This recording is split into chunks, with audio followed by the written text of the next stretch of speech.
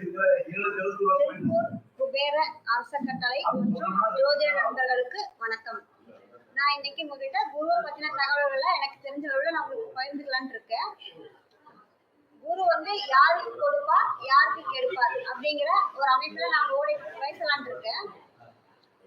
குருங்கிற ஒரு கிரகம் ஜாதகத்துல வலுவா இருந்துச்சுன்னா அவங்களுக்கு கல்வி, அதிர்ஷ்டம், குழந்தைகள் சம்பந்தமான ஒரு நல்ல அமைப்புகள் இருக்குன்னு சொல்லுவாங்க. ஏன்னா குருனாவே ஒரு சுப கிரகம். ஒரு ஜாதகத்துல குரு எவ்வளவு வலுவா இருந்துட்டாலும் அவங்க மற்ற கிரகத்தினால முதல் சிறு காலகட்டத்துல ஒரு கஷ்டங்கள் அனுபவிச்சாலும் அந்த குருங்கிற கிரக வலுவினாலேயே பின்னாடி காலகட்டம் அவங்களுக்கு நல்லா இருக்குங்கிற ஒரு அமைப்பு இருக்கு. அதே மாதிரி இப்ப குரு பார்த்தா கோடி நன்மை, குரு கொடுத்தா யாருக்கு தடுக்க முடியும் அப்படின்லாம் சொல்லுவாங்க.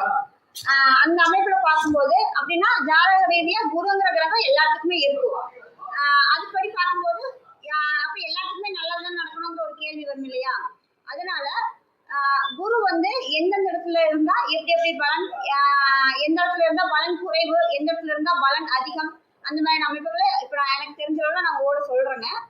இது தவிர ஒவ்வொருடைய ஜாதகத்திலையும் குருங்கிற ஒரு கிரகம் இருக்கு. அந்த குருங்கிற கிரகம் ஒவ்வொரு பாவத்தையும், அதாவது 1, 5, 9ங்கிற ஒரு பாதை அமைப்புல ஒவ்வொரு அந்தந்த வீட்டை பார்க்கும். தான் இருக்கும் இடத்துல இருந்து 1, 5, 9ங்கிற ஒரு அமைப்புல அதை பார்க்கும். அதே போல அந்த அமைப்புகளை பார்க்கும்போது அப்ப எனக்கு எல்லாமே நல்லதுதான் நடக்கணுங்கிற கேள்வி வரும் இல்லையா? அந்த மாதிரி அமைப்புல பார்க்கும்போது இப்போ எல்லாரும் ஒரே மாதிரியான நல்ல நிலைமையில இருக்கிறது இல்ல. இப்ப நம்ம பாக்குற வரைக்கும் ஒரு சிலர் வசதி வாய்ப்போட இருக்கிறாங்க, ஒரு சிலர் வசதி வாய்ப்பு இல்லாம இருக்காங்க. பண ரீதியா சரி, குழந்தைகள் சம்பந்தமாவும் சரி, உடல்நிலை எல்லா இதுலயும் ஒவ்வொருத்தரும் ஒவ்வொரு மாதிரி இருக்காங்க. இதுக்கு காரணம் குருவை மட்டுமே வச்சு சொல்லிட முடியாது. ஒவ்வொரு ஜாதகத்துலயும் ஒவ்வொரு வித்தியாசம் இருக்கு. அதுல குருங்கிற கிரகம் முடிஞ்ச வரைக்கும் ஒவ்வொரு ஜாதகருக்கும் நன்மைங்கிற அமைப்பை கொடுக்கும். இந்த மாதிரி குருவுக்கு பாறை அமைப்புகள்னு பார்க்கும்போது 1, 5, 9ங்கிற அமைப்பா இருக்குது. இதுல குருவனுடைய அமைப்பு 9ஆம் பார்வையா அவங்களுடைய 10ஆம் வீட்டை பார்த்துச்சுன்னா அவங்களுக்கு தொழில் அமைப்புகள்ங்கிறது நல்லா இருக்கும். அப்படி இருக்கும்போது என்ன தொழில் அமைப்புகள் அவங்களுக்கு அமையும் பார்த்தீங்கன்னா, பேங்க் மேனேஜரு, நகைக்கடை, ஃபைனான்ஸு, வட்டி தொழில், நீதித்துறையில நீதிபதியா இருக்கக்கூடிய அமைப்பு, இந்த மாதிரியான அமைப்புல எல்லாம் குரு 10ஆம் இடத்தை வலிமையை தொடர்பு கொள்ளும் போது அவங்களுக்கு இந்த வேலையெல்லாம் அமையும்னு சொல்லுவாங்க. இன்னொன்னு, எல்லாருமே எல்லாம் அந்த வேலையிலே இருக்க போறது இல்லை, மாறி மாறி இருப்பாங்க. அது அவங்க ஜாதக ரீதியா மாறும். குரு லக்னத்துல இருந்து 10ஆம் வீட்டு கூட பலமா தொடர்பு கொள்ளும் போது இந்த அமைப்புகள் இருப்பாங்க. என்ன காரணம், ஏன் பேங்க்ல, நகைக்கடையில, ஃபைனான்ஸ்ல இதெல்லாம் இருக்கிறாங்கன்னு கேட்டீங்கன்னா, குருனால ஒரு தனக்காரகன்னு சொல்லுவாங்க. அதாவது அதிகமா பணம் புழங்குற இடத்துல குரு இருப்பாருன்னு அதுக்கான அமைப்புகள் இருக்கு. அதனாலதான் பேங்க்ல, நகைக்கடையில, வட்டி தொழில் செய்யற பக்கம் இந்த மாதிரி அமைப்புகள்லாம் இருப்பாங்க. அடுத்தது நீதித்துறையில எங்க பணம் புழங்குதுன்னு கேட்பீங்க இல்லையா? அந்த இடத்துல குரு எப்போதுமே நல்லவர்னாவே ஒரு நியாயஸ்தர்னு சொல்லுவாங்க. அந்த மாதிரி அமைப்புல நீதிபதினாலே ஒரு நல்ல, அதாவது கெடுதல் செஞ்சவங்களுக்கு ஒரு தண்டனை கொடுக்குற மாதிரி இருப்பாங்க இல்லையா? அதனால அந்த இடத்துலயும் குரு வேலை செய்வார். அதனாலதான் குரு பலமா இருந்தா நீதிபதியாகவும் இருக்கக்கூடிய ஒரு அமைப்பு இருக்குன்னு சொல்லுவாங்க. இது தவிர குரு மேச லக்னத்துக்கு, அதாவது ஒவ்வொரு லக்னத்துக்கும் ஒவ்வொரு மாதிரி இருக்கும். குரு இருக்கிற இடம் எல்லாத்துக்குமே நல்லா இருக்குமான்னு பார்த்தா ஒவ்வொருத்தரும் ஒவ்வொரு லக்னத்துல இருப்பாங்க. அவங்களுடைய லக்னத்தை பொறுத்து அது மாறுங்க. குரு மேச லக்னமா இருந்து லக்னத்துல இருந்தா என்ன பலன் அப்படிங்கிற ஒரு அமைப்பை நான் சொல்றேன். அதாவது மேசத்துல குரு இருந்தாருன்னா அதுக்கு திக்பலங்கிற ஒரு அமைப்பு வருங்க. அப்படி திக்பலமா இருக்கும்போது இன்னொன்னு லக்னம் என்ன இதே குறிக்குதுன்னு கேட்டீங்கன்னா, அவங்களுடைய தலை, குணம், குணாதிசயங்கள், கோபம், இது சம்பந்தப்பட்ட அமைப்புகள் எல்லாம் கொடுக்குங்க. அதுவே லக்னத்துல குரு இருந்துட்டா அவங்க இது சம்பந்தப்பட்ட அனைத்து விஷயங்களையும் நல்லா இருப்பாங்க. அதாவது கோபம், குணம் இல்லாதவரா இருப்பாங்க. அவருடைய தலை அமைப்புகள், குணம் எல்லாமே தலை அமைப்புகள்னு சொல்லும்போது லட்சணமா இருக்கும் முகம், அந்த மாதிரி சொல்லுவாங்க. இன்னொன்னு குணாதிசயங்கள், அவர் கொஞ்சம் ஏமாளியாவே இருப்பாங்க, இறக்க குணம் உள்ளவரா இருப்பாங்கன்னு சொல்லுவாங்க. அந்த மாதிரியான அமைப்புகள். அடுத்தது மேச லக்னமா இருந்து 2ல குருங்கிற அமைப்பு இருந்துச்சுன்னா, 2ங்கிறது தனம், வாக்கு, குடும்பம், இது சம்பந்தப்பட்ட அமைப்புகளை குறிக்குங்க. 2ல மேச லக்னத்துக்குள்ள 2ல குரு இருந்ததுன்னா இந்த அதாவது இந்த விஷயம் சம்பந்தப்பட்ட அமைப்புகள்ல குரு பகவான் அவங்களுக்கு நல்லதையே செய்வாரு. அவங்க கிட்ட வந்து கொஞ்சம் நல்லாவே தாராளமா பணம் புழங்கக்கூடிய அமைப்பு, குடும்ப அமைப்புகள்ல சந்தோஷமா நிம்மதியா இருக்கக்கூடிய அமைப்புகள், வாக்குனா பேச்சு, அவங்க வந்து அவ்வளவு சீக்கிரம் பொய் சொல்ல மாட்டாங்க, அந்த மாதிரி அமைப்புகள்லாம் சொல்லுவாங்க. அடுத்தது 3ஆம் பாவத்துல குரு இருந்தா, அதாவது மேசத்துக்கு 3ல குரு இருந்தா, அதாவது முயற்சி ஸ்தானம் சொல்லுவாங்க. 3ஆம் இடங்கிறது முயற்சி, வெற்றி, வீரியம், புகழ், இது சம்பந்தப்பட்ட அமைப்புகள் எல்லாம் சொல்லுவாங்க. அப்படி 3ல குரு இருக்கும்போது என்ன அமைப்புகள்னா இது சம்பந்தப்பட்ட அனைத்து அமைப்புகளும் அவங்களுக்கு வலுவா இருக்குன்னு சொல்லலாம். அதாவது அவங்களுடைய சொந்த முயற்சியினால அவங்களுக்கு வந்து பேரு புகழ் கிடைக்கும் அப்படிங்கிற ஒரு அமைப்பு. இன்னொன்னு அவங்க என்ன முயற்சி செஞ்சு என்ன ஒரு வேலைகள் செஞ்சாலும் அது வந்து நல்ல விதமா முடியும், வெற்றியில முடியும்னு சொல்லுவாங்க. அடுத்தது வந்து 4ல குரு, மேச லக்னத்துக்கு 4ல குரு இருந்தா 4ங்கிறது வந்து தாய் சம்பந்தப்பட்ட அமைப்புகள், இடம், வீடு, மனை, இது போன்ற அமைப்புகள் எல்லாம் நல்லா இருக்கும், வாகனம், இது எல்லாமே நல்லா இருக்குன்னு சொல்லுவாங்க. அப்ப இந்த 4ல குரு இருக்கும்போது இவங்களுக்கு இது சம்பந்தப்பட்ட அனைத்துமே, தாயினால ஒரு வருமானம், வாகன அமைப்புகள் வந்து கொஞ்சம் நல்ல லெவல்லயே இருக்கக்கூடிய ஒரு அமைப்பு இருக்குங்க. அது போக இடம், மனை, இது எல்லாமே வந்து மிக சிறப்பா இருக்கக்கூடிய ஒரு அமைப்புன்னு சொல்லுவாங்க. அதே போல 5ல குரு இருந்ததுன்னா 5ங்கிறது பூர்வீக அமைப்புகள், இது தவிர பாக்கியஸ்தான் சொல்லுவாங்க, குழந்தைகள், பூர்வீக அமைப்புகள், குலதெய்வம், இது சம்பந்தப்பட்ட அனைத்தையும் சொல்லுவாங்க. இந்த மாதிரி அமைப்புகள்ல குரு 5ல இருந்தாருன்னா அத்தனையிலையும் இவங்களுக்கு, அதாவது பூர்வீகம், ஏன்னா ஒரு சிலருக்கு பூர்வீகம் எல்லாம் ஆகாது, நீங்க வெளியில இருக்கெல்லாம் சொல்லுவாங்கல்ல, அதுலயே 5ல குரு இருந்ததுன்னா அந்த பிரச்சனையெல்லாம் எதுவும் இருக்காது. அவங்களுக்கு வந்து அவங்களுடைய பூர்வீக தாத்தா பாட்டி சொத்துக்கள்லாம் நல்லா நிலைக்கும், அவங்க அதை அனுபவிப்பாங்கன்னு சொல்லுவாங்க. அது தவிர குழந்தைகள்னால அவங்களுக்கு மகிழ்ச்சி, பெருமை, இதுக்கான அமைப்பெல்லாம் இருக்குன்னு சொல்லுவாங்க. அடுத்தது 6ல குரு, அதாவது மேச லக்னத்துக்கு 6ல குரு இருந்தா, இப்ப இன்னொன்று ரிஷப லக்னத்துக்கு மிதுன லக்னத்துக்கும் போகும்போது இதுக்கான பலன்கள் மாறும். இப்ப நான் சொல்றது மேச லக்னத்துக்கு மட்டும் அந்த மாதிரி. அடுத்தது 6ஆம் இடம், 6ங்கிறது வந்து கடன், நோய், எதிரி, இது போன்ற அமைப்புகள் எல்லாம் கொடுக்குன்னு சொல்லுவாங்க. வம்பு வழக்கு, இது போன்ற அமைப்புகள். இந்த இடத்துல குரு இருந்ததுன்னா குரு வந்து இருக்கிற இடத்த வளர்ப்பாருன்னு சொல்லுவாங்க. அப்படின்னா இந்த இடத்துல இருந்தா குரு வந்து கண்டிப்பா கடனை, நோய, எதிரி அமைப்புகள் எல்லாத்தையுமே கொடுப்பாரு. ஏன்னா குரு கிரகம் நீங்க கேட்பீங்க, நல்ல கிரகம் தானே, எப்படி இதெல்லாம் கொடுக்குறாரு, அதெல்லாம் கொடுக்க கூடாதுன்னு சொல்லுவீங்க. ஆனா 6ல இருக்கும்போது இது சம்பந்தமான அமைப்புகள் கொடுத்து அதுல மறுபடியும் வெற்றிங்கிற அமைப்பை கொடுப்பாரு. அதாவது இப்ப உதாரணமா சொல்லணும்னா கடனை கொடுப்பாரு, அந்த கடன்னால உங்களுக்கு வளர்ச்சியா இருக்கும். அதே மாதிரி நோயை கொடுப்பாரு, தீர்க்கக்கூடிய நோயா இருக்கும். பெரிய பிரச்சனைகள், தொடர்ந்து மெடிசன் எடுத்துக்கிறது, வாழ்நாள் பிரச்சனைங்கிற அமைப்பெல்லாம் எதையும் கொடுக்க மாட்டாரு, தொந்தரவுகளை கொடுத்து சரி பண்ணுவாருங்கிற அமைப்பு. அதே மாதிரி இப்போ ஒரு வழக்கே அது நடக்குது அப்படின்னா அந்த 6ஆம் இடத்துல குரு வலுவா இருந்தா எவ்வளவு வருஷத்துக்கு அந்த ஒரு வழக்கு நடந்தாலும் குருவனுடைய பலத்தினால அவங்க வந்து அந்த வழக்குல வெற்றி அடைவாங்கன்னு சொல்லுவாங்க. அடுத்தது 7ஆம் இடம், 7ல குரு, அதாவது 7ஆம் இடங்கிறது வந்து கலத்திர ஸ்தானம் அப்படின்னு சொல்லுவாங்க. அதாவது கணவன் மனைவியை குறிக்கிற இடம். இது தவிர நண்பர்கள், பார்ட்னர்கள், இவங்களெல்லாம் குறிக்கக்கூடிய இடம் 7ஆம் பாவகம்னு சொல்லுவாங்க.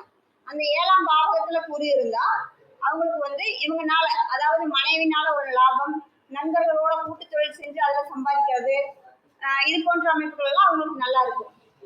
7ஆம் இடம் வலுவா இருந்தா, இன்னொன்னு 7ல குரு இருந்தா அவங்க லக்னத்தையும் பார்க்கும்போது அவங்க அமைப்புகள் நல்லாவே இருக்கும். மெயினா சரியான வயசுல திருமணத்துக்கான அமைப்புங்கிறது அவங்களுக்கு நல்லா இருக்கும். அடுத்தது 8ஆம் இடம் சொல்லுவாங்க. 8ங்கிறது வந்து ஆயுள், அதிர்ஷ்டம், பிரயாணம், அதுவும் தூரத்து பிரயாணம், உயர்ந்த கட்டிடம், லாட்ரி, ஷேர் மார்க்கெட்டு, இது போன்ற அமைப்புகள் எல்லாம் 8ஆம் இடத்துக்கு குறிக்கக்கூடியது. இந்த 8ல குரு இருந்தா என்ன இருக்குன்னா இது சம்பந்தமான அனைத்து விஷயங்களையும் நல்லதாவே இருக்கும். அவங்களுக்கு திடீர்னு ஒரு பண வரவு வர்றது, ஷேர் மார்க்கெட்ல இன்வெஸ்ட் பண்ணா எதிர்பார்க்காம திடீர்னு அமௌண்ட் பெரிய லெவல்ல வர்றது, கொஞ்ச அமௌண்டா பண்ணியிருப்பாங்க ஆனா திரும்ப அது எக்ஸ்ட்ராவா இருக்கக்கூடிய ஒரு அமைப்பு வருது. லாட்ரி சீட்டு எதிர்ச்சியா வாங்கியிருப்பாங்க, அவங்க அதே வேலையா வச்சிருக்க மாட்டாங்க, எதிர்ச்சியா வாங்கியிருப்பாங்க. ஆனா அந்த குருவுடைய வலிமையினால அது அவங்களுக்கு பெரிய ஒரு தொகையா கொடுக்கக்கூடிய ஒரு அமைப்புகள் வரும்.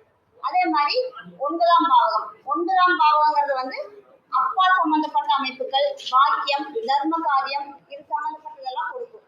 அதாவது இதையெல்லாம் குறிக்கும். அந்த இடத்துல குரு இருந்ததுன்னா இது சம்பந்தப்பட்ட அனைத்து விஷயங்களையும் அவங்களுக்கு நல்லா இருக்கும். என்னன்னா அவங்களுக்கு வந்து 5ங்கிறது பூர்வீக அமைப்புன்னு சொன்னேன், அந்த மாதிரி 9ல வலுவா இருந்ததுன்னா பூர்வீக அமைப்புகளையும் நல்ல விதமா அனுபவிப்பாங்க. அதை தவிர அவங்களுடைய அப்பா சம்பாதிச்ச சொத்துக்களையும் நல்ல விதமா அனுபவிப்பாங்க. அப்பா கூட ஒரு நல்ல அண்டர்ஸ்டாண்டிங் இருக்குன்னு சொல்லுவாங்க, அந்த மாதிரி எல்லாம் இருக்கும். அப்புறம் இன்னொன்னு அவங்க தர்ம காரியம்னா கோவில் சம்பந்தப்பட்ட நிறைய விஷயங்களுக்கு நன்கொடை கொடுக்குற மாதிரியான அமைப்புல இருப்பாங்க. அதே மாதிரி அவங்களுக்கு தொழில் அமைப்புகளும் நல்லா ஏன்னா குரு வந்து 9ல இருந்து லக்னத்தை பார்க்கும்போது அவங்களுடைய லக்னமும் வலுவா இருக்கு, 9ஆம் இடமும் வலுவாயிருக்கும். அடுத்தது வந்து 10ங்கிறது தொழில் ஸ்தானம்னு சொல்லுவாங்க.